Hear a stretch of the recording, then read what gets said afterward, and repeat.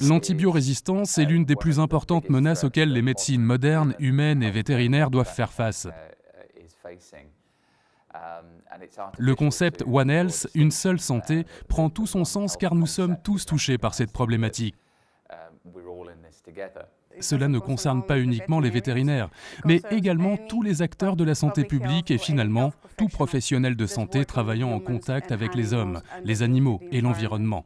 Il ne s'agit pas d'une menace supposée, mais d'une véritable problématique rencontrée quotidiennement chez l'homme et également chez l'animal.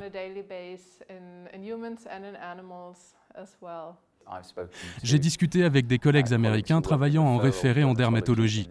Plus d'un tiers des animaux vus en consultation présentent des infections cutanées résistantes à la plupart des antibiotiques utilisés habituellement. Ceci a eu un énorme impact dans leur pratique et dans leur approche médicale. Pour tout vous dire, cela fait environ 5 ou 6 ans que nous sommes confrontés à une augmentation du nombre d'infections à des bactéries multirésistantes dans les centres de référé. Approximativement, 50 à 70% des chiens que nous voyons en consultation ont une infection bactérienne. Pouvez-vous imaginer à quel point il est très souvent difficile de trouver un antibiotique efficace pour traiter l'infection du patient? En tant que spécialiste en dermatologie, c'est un énorme problème. Et j'ai également le sentiment que l'antibiorésistance commence à apparaître chez les vétérinaires généralistes depuis 1 ou 2 ans.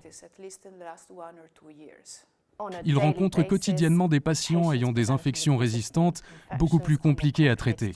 Nous sommes alors contraints d'utiliser des produits sans autorisation de mise sur le marché, d'hospitaliser les animaux, ce qui a pour conséquence d'augmenter le coût de traitement. Une action fondamentale à entreprendre serait de sensibiliser l'opinion à l'antibiorésistance. Pour moi, les principaux objectifs d'un traitement antibiotique sont bien sûr de guérir le patient, mais aussi de limiter le développement de résistance.